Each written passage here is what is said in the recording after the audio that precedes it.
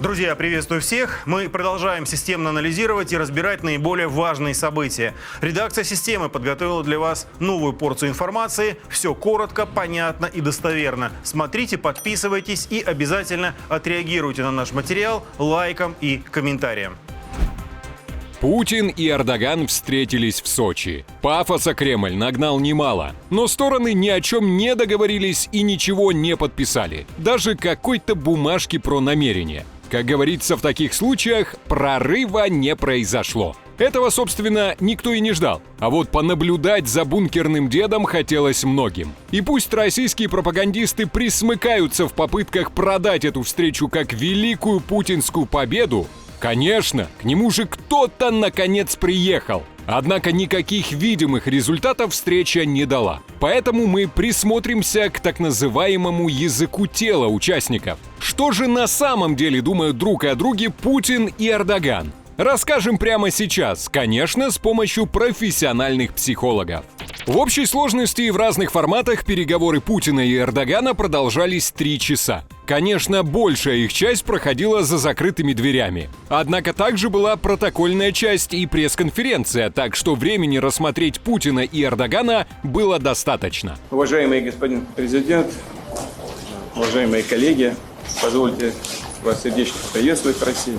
Невооруженным взглядом заметно, что Путин выглядит плохо. Он еще более восковой, чем обычно. Поджимает губы и даже жует их. А о чем это говорит? По словам профайлеров, оценивающих язык тела, Путин сильно зажат. Нервозности добавляют и технические неполадки. Путин вещает, а подслушка с переводом у Эрдогана не работает.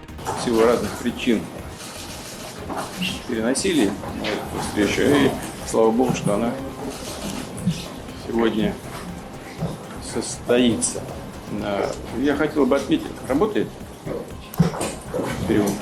Путин трет глаза, его мимика, что называется, пляшет. Взгляд бегающий либо опущен вниз. Почему же Путин так напряжен? По словам психологов, это значит, что ему неприятен собеседник, либо сам предмет разговора. Эрдоган приехал обсуждать свое детище, так называемую зерновую сделку про вывоз украинского зерна, которую согласовали летом прошлого года при посредничестве Турции. Однако в июле этого года Россия вышла из нее. У Москвы есть свои причины, но последней каплей стало то, что Эрдоган вернул Украине защитников Азовстали и одобрил вступление Швеции в НАТО. По данным американского издания Wall Street Journal, Путин очень зол на президента Турции и 2 месяца демонстративно игнорировал его просьбы о переговорах. Видимо, обида на Эрдогана действительно дала о себе знать и в Сочи. Но Путин таки совладал с собой. Ему помог инцидент с подслушкой. Это продолжалось так долго, что Путин почувствовал прилив уверенности в себе. Он, видимо, решил, что Эрдоган не смог совладать с техникой.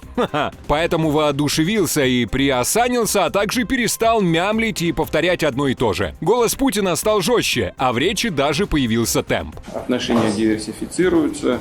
Это не только традиционные отрасли нашего взаимодействия, в том числе сельское хозяйство, энергетика, но развиваются и другие направления. Слышите? Путин говорит быстро и без эмоций, пытается как бы на одном дыхании выдать весь текст. Люди так делают, когда боятся потерять мысль, уверены специалисты. В речи Путина много слов «мы» и «наши». Это манипуляция, попытка втянуть собеседника в общую деятельность. Точно так же и с международной повесткой. Путин прыгает с темы на тему, не называя вещи своими именами. Когда речь зашла об Украине, он снова начал мямлить и назвал войну неопределенным термином «кризис». Конечно, не обойдем вниманием вопросы, связанные с украинским кризисом. А что же Эрдоган? Ему этот разговор еще более неприятен, утверждают психологи. По их словам, политик не думает о том, как его оценивают со стороны. Эрдоган сосредоточен и даже печален, вжат в стул и напряжен. Он слушает Путина в одной позе и практически не смотрит на него. Взгляд Эрдогана как бы скользит мимо собеседника. Темп развития отношений между Россией и Турцией сохраняется. Как только Эрдоган услышал о международной повестке, он отклонился. Одной рукой схватился за ногу, другой за стул. Есть много других вопросов двухстороннего и международного характера, которые, безусловно, будут в центре нашего сегодняшнего внимания. Это тоже подтверждает, что Эрдоган сильно напряжен и старается максимально себя контролировать. Политик несколько расслабился только тогда, когда Путин наконец закончил свой монолог. Тут Эрдоган скрестил ноги и перестал сжимать подлокотник. Свою речь он начал с главного, обозначил контекст и назвал войну войной. Этот визит происходит на фоне войны между Россией и Украиной. Ситуация сложилась непростая, но мы рады вашему приглашению. Путин при этом практически закатил глаза, как подросток, когда ему неинтересно. На Эрдогана это не производит никакого впечатления. Он говорит уверенно, четко и при этом довольно расслабленно. Весь мир устремил взгляд на зерновую сделку. Что получится? Какой будет результат? Я верю, что после наших контактов и в ходе нашей пресс-конференции мы дадим миру положительный ответ. Путин при этом смотрит в пол, как бы не желая разочаровывать собеседника. И действительно, никакого положительного ответа нет. Это стало ясно на пресс-конференции по итогам переговоров. Путин топчется, дергается и плохо контролирует свою мимику. Его нервные улыбки не соответствуют смыслу сказанного, особенно когда речь заходит об Украине. Мы знаем, что при посредничестве президента Турции была достигнута договоренность, но затем Украина отправила их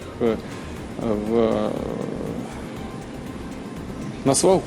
В поведении Путина одновременно чувствуются страх и агрессия. Тем временем Эрдоган, напротив, стоит как вкопанный. Он максимально сконцентрирован и хладнокровен. Президент Турции не теряет оптимизма относительно судьбы зерновой сделки. Мы разработаем новый пакет предложений вместе с ООН. Я верю, что в ближайшем будущем мы достигнем результата в плане этой сделки.